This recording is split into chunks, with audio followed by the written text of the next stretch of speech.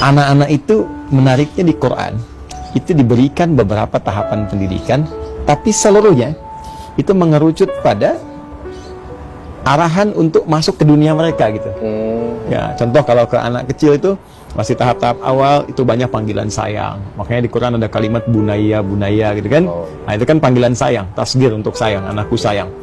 Jadi bisa kita cari misalnya kata-kata yang membuat mereka senang dengan panggilan itu. Sayang, cantik, ya, tampan, soleh, pintar gitu. Terus kalau dia sudah mulai agak naik lagi ke level, saya sekarang kelas 5 SD atau 1 SMP, sayang kurangi, perintah naikkan.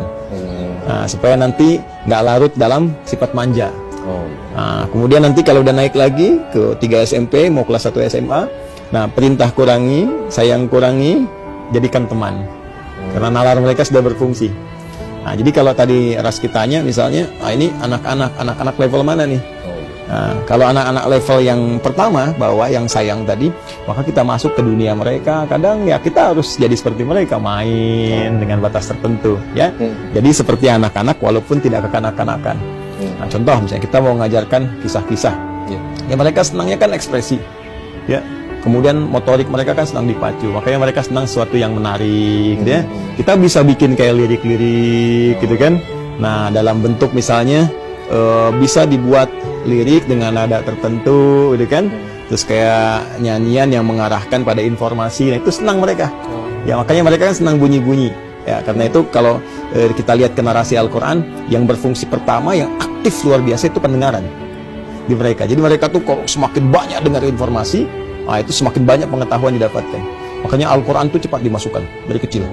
Ya, terus kalau kita ingin didik boleh, ya kita misalnya rangkai sebuah lirik, diambil dari Al-Quran maknanya, terus kita sambungkan sehingga ketika menghafal mereka bisa mengerti. Ya, dulu ada nasyid tuh. Jadi kan sering banyak tuh ya. Dan untuk anak-anak kecil juga. Ashabul Kahfi misalnya. Ya, Ashabul Kahf tuh surat ke berapa? Al-Kahfi itu surat ke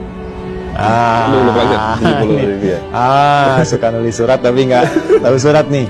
18 ya. 18 dibaca hari Jumat. Kan ada Ashabul Kahf tuh. Iya betul. Dulu ada lirik tuh yang Raihan. Raihan kan suka ada lirik Ashabul Kahf tuh, kan kita bisa kesampaikan ke mereka. Yang gimana? Gimana ya? Saya pernah dengar tuh waktu saya kecil itu. Gitu. Tercatat sudah dalam sejarah 7 pemuda yang beriman melarikan diri ke dalam gua demi menyelamatkan iman. Wah, itu kalau anak-anak dikasih lirik itu, ya, terus dia nyanyikan misalnya, ya, tanpa harus ada instrumen-instrumen lain, itu aja sampaikan. Ya, disangka tidur hanya sehari, rupanya 309 tahun. Zaman berubah beberapa kurun, di bumi bersejarah Urdu. Hafal nggak? Nggak pasti. Baru dengar. Itu aja. Terus tuh mereka ekspresikan gitu ya. Jadi begitu mereka menyebutkan, itu hafal tuh. Ashabul Kahfi tidur kayaknya cuma sehari, ternyata 309 tahun kan. Tempatnya di mana dan sebagainya. Jadi begitu mereka nanti bergerak menghafal, semakin dewasa, baca Al-Kahf tiap hari Jumat, inget langsung tahu maknanya. Di dunia anak-anak begitu.